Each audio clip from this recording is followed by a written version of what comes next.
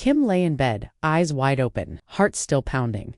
The dormitory around her breathed in the steady rhythm of sleeping bodies, girls tucked in rows, their breathing shallow, their faces soft in the low yellow glow of the emergency light.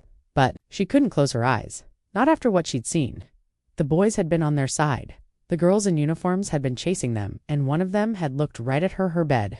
Second from the end by the window suddenly felt like a spotlight. Every creak of the wooden frame, every shift of fabric, every whisper of wind outside made her flinch. At 2:17 a.m., she finally sat up, just to breathe, just to feel like she still existed in the real world.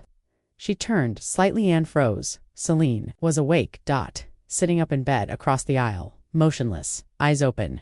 Watching her, the two girls stared at each other through the shadows. Neither spoke. Then Seline lay back down slowly, pulling her blanket over her shoulder as if nothing had happened. Kim couldn't move, couldn't even think. In the morning, everything was normal. Almost aggressively normal. Girls lined up for breakfast, giggling and gossiping. Prefects shouted roll calls. Spoons clinked against metal cups. Except, people were whispering more than usual.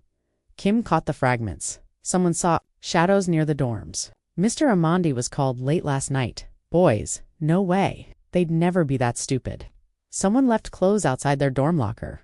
Wet clothes, I heard someone say. Kim's hand trembled as she lifted her cup of Yuji, a warm, porridge-like drink made from fermented millet, to her lips. Kim cupped the dented metal mug in her hands, its sides too hot to hold for long. The Yuji inside thick, slightly sour slid slowly as she tilted it.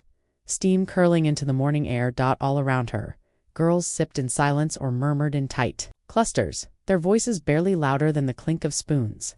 It was the kind of morning where the heat of the porridge wasn't just warmth, it was armor. A ritual. A way to pretend nothing had happened in the dark.